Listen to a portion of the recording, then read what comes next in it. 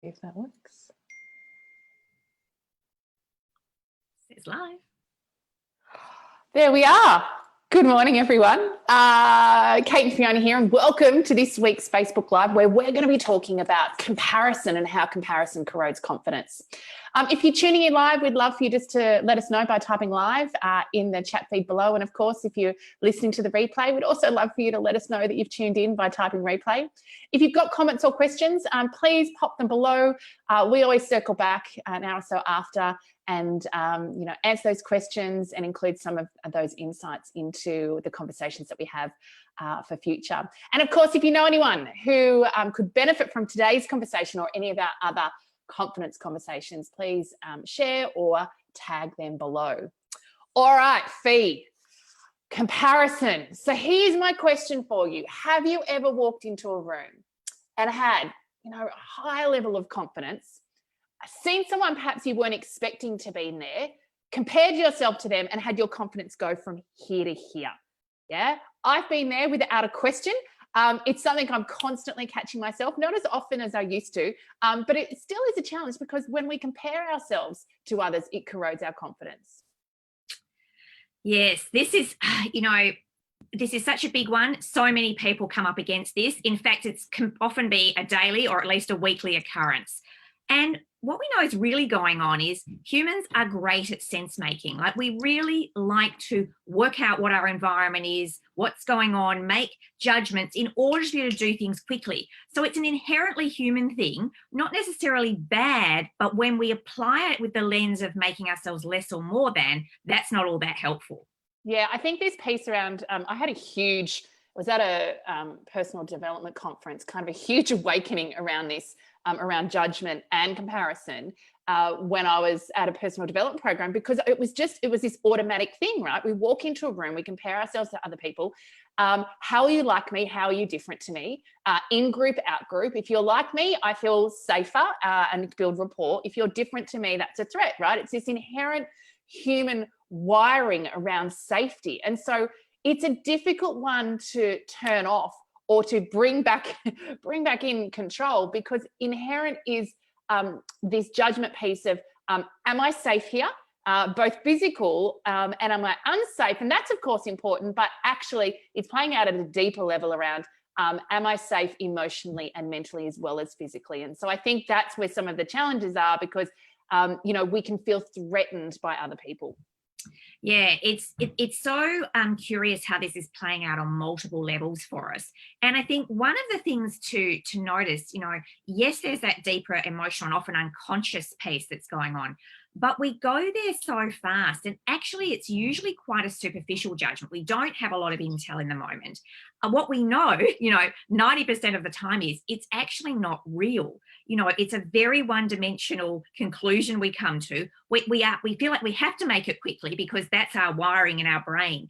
But it's not reality. It's not usually the truth. And most of the time I would say, lots of other people are doing exactly the same thing and coming to a completely different conclusion than you are. So, what they feel threatened by, what they feel nervous or scared or contracting around is actually something that you feel okay with, and vice versa. Yeah, absolutely. I think this piece of, it's so superficial. It's often like, what are they wearing? It's all these kind of instant pieces. And we've all been in a situation where we've made first impressions based on those sorts of superficial pieces and been incredibly wrong and pleasantly surprised. And so I think, recognizing what it's costing you. I think when you're in the comparison process, if you compare yourself and you come out with an assessment of being stronger, that puts you into an ego state, which isn't particularly helpful. And if you compare yourself and come out with a weaker sense of self, that's not helpful either. And exactly what you were saying before, it's highly likely that neither of those states are real. And so this piece around starting to reality check, I think the behavior is automatic, right? It's habitual. It's tuned into how we're wired. It's tuned into our safety. So we can't eliminate it completely, but we can start to get really conscious of how much it's playing out for us. And I guess what it's costing us as well. Yes, yeah, I love this piece that, um, we spend so much energy and time in comparison, which is so it's such a wasted time. It's so wasted in terms of, all of that energy and time could be applied to resourcing ourselves and strengthening ourselves and that sort of thing. And instead we're worried about how much less or more we have of something, or compared to someone else, or how much or more they're getting noticed or appreciated, or what's going on. And all of this stuff keeps I think it keeps us actually quite contracted and playing small, because we're so worried about what's going on around us and how other people are stacking up, not only in our own eyes, but other people's eyes. Like, this whole comparison thing is ourselves, but we're also wondering, how are other people doing their comparing, and how do I stack up in this whole thing? I was listening to a podcast with Sonia Renee Taylor and Brené Brown the other day, and I loved this piece because it kind of grounds us into something a bit more real and tangible. At an inner level, we do know our value. This is kind of our piece around core competence. At an inner level, we've got this, we know it, we really understand our value and what we can contribute, but we comparison ourselves away from it. I think it's one of our self-sabotage strategies. Yeah, absolutely. And I think the trick here, and I remember a time a couple of years ago, I was on a panel, and humor isn't perhaps one of my strengths, particularly publicly. I have the odd moment. I think I'm getting a little bit better.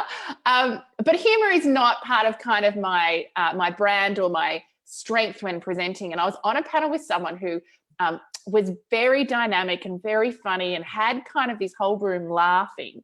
And I remember kind of really being triggered, going, oh my gosh, I'm not very funny. They're not laughing at me. Do they like me as much? Like, that was kind of the self-talk that was activated. And I immediately caught myself.